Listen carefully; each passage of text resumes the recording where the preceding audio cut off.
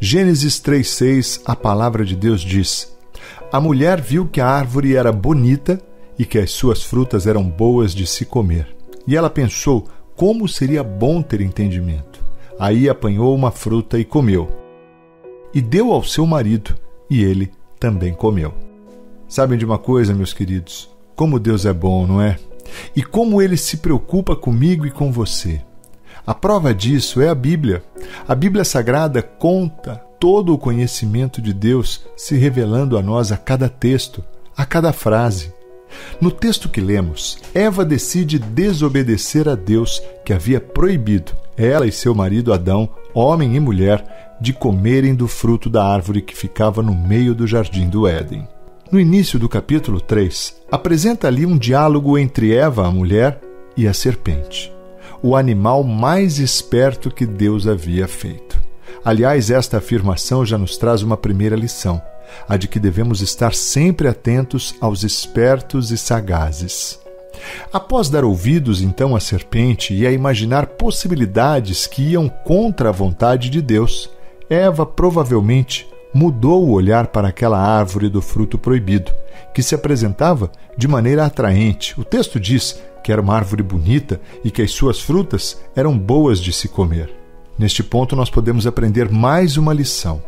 Na maioria das vezes, aquilo que nos leva a pecar contra a vontade e a direção de Deus para as nossas vidas necessariamente não se apresenta como algo ruim, feio ou ofensivo. Como vimos, a árvore era bonita e seus frutos pareciam bons. Meus amados irmãos e irmãs, o Espírito Santo de Deus que habita em mim e em você trabalha de maneira maravilhosa nos nossos corações, nos mostrando qual é a vontade de Deus. Eu e você somos convidados a pecar diariamente nas nossas vidas, com situações atrativas e de aparência inofensiva, porém, nós não podemos nos enganar. Nós precisamos buscar mais a presença de Deus e a aprender a ouvir a voz do seu Santo Espírito, que é cavalheiro e só se manifesta quando permitimos, quando desejamos. Mas algo ainda que eu quero conversar com você é para que se atente ao fato de que Eva estava no jardim de Deus. Ela e seu marido Adão se relacionavam com Deus diariamente.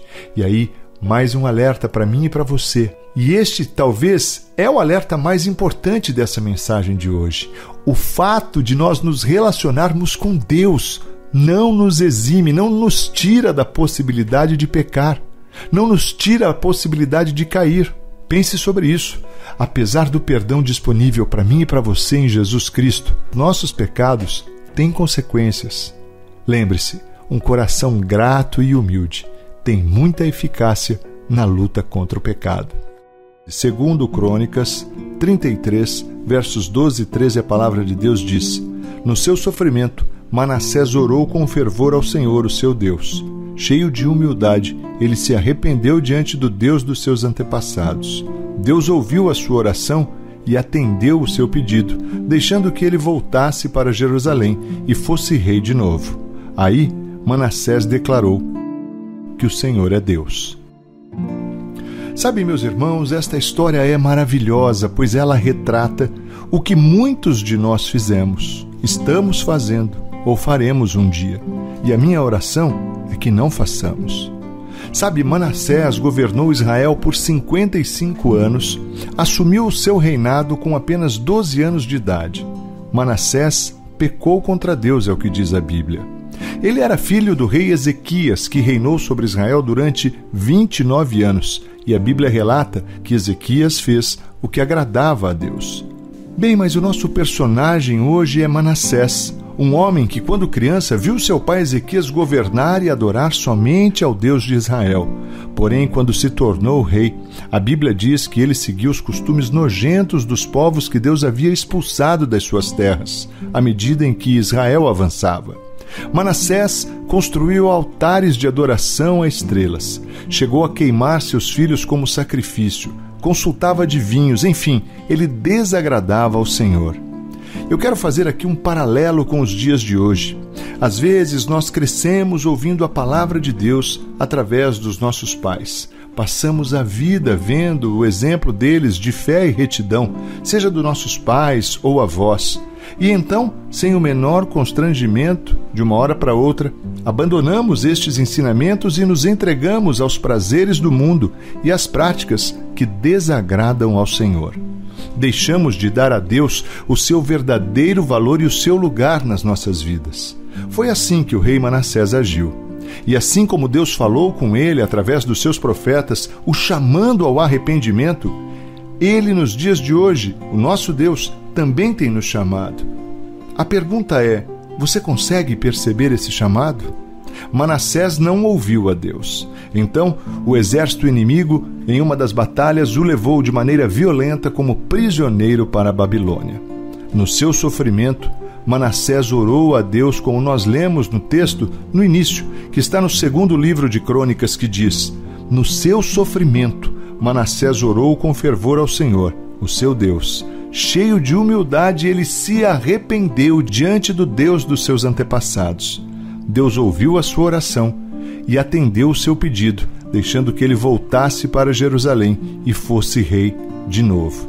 Aí Manassés declarou que o Senhor é Deus. Sabe, quando nós olhamos para a história de Manassés, aprendemos que o amor e a misericórdia de Deus estão disponíveis àqueles que se arrependem com o coração cheio de humildade. Se você se sente prisioneiro ou prisioneira, escravo, assim como Manassés estava, eu quero lhe convidar a se arrepender e a orar a Deus com o coração contrito e quebrantado, o qual o Senhor Deus não rejeita, e experimentar o melhor de Deus na sua vida. A Bíblia diz que Deus permitiu que ele voltasse a reinar. Esse era o pedido dele enquanto orava a Deus. E aí ele declarou com seus lábios que o Senhor é Deus. Lembre-se, o arrependimento verdadeiro é transformador. Pense nisso. Vamos orar?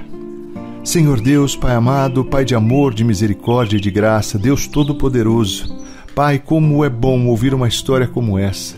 Uma história onde a Tua misericórdia e o Teu amor, Pai, alcança aqueles que se arrependem e se apresentam diante do Senhor com um coração humilde, contrito e quebrantado.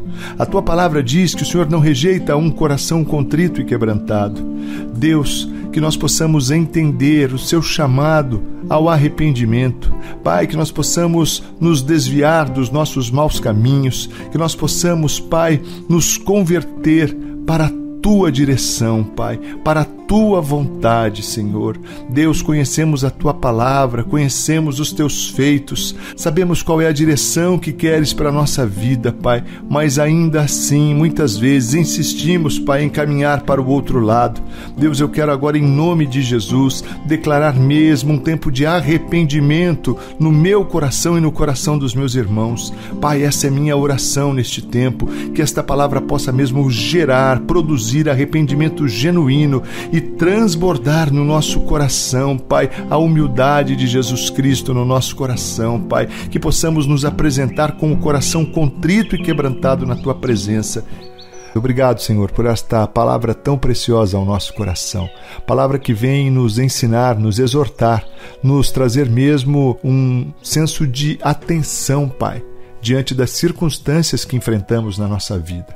Esse texto é muito rico quando nos mostra muitas vezes que somos e podemos, na verdade, ser atraídos por aquilo que tem uma boa aparência, mas que, na verdade, representa morte espiritual para nós. Deus, que possamos ter o discernimento que só o Teu Espírito pode nos dar. Por isso nós pedimos para que o Seu Espírito Santo, Pai, seja conosco, nos dando direção, nos ensinando, nos guiando, Pai, a cada momento. Senhor Deus, queremos pedir também para que o nosso coração seja um coração grato, seja um coração sempre grato, Pai, porque a gratidão é uma virtude que nos afasta, sim, do pecado, porque quando temos um coração grato, estamos mais distantes da ganância, que a ganância, além de ser um pecado, nos leva para outro e outro. Afinal, um abismo chama outro. Pai, nós queremos Te pedir que esta palavra possa frutificar em cada coração que a recebe neste tempo, Deus. Pedimos também, Senhor, para que o nosso relacionamento com o Senhor seja cada vez mais forte, mais profundo, Pai, mais intenso. Que possamos, Pai, ser homens e mulheres cheios da presença do Teu Espírito. Esse é o desejo do meu coração. Eu quero declarar uma palavra de bênção, Pai, sobre cada casa, sobre cada lar, sobre cada vida que ora conosco neste tempo. E eu abençoo essas vidas no nome do Senhor Jesus, nome que é sobre todo nome, no céu, na terra e debaixo da terra. Amém e amém. Graças a Deus. Agora precisamos muito da sua ajuda. Não esqueça de curtir o vídeo e compartilhar, amém?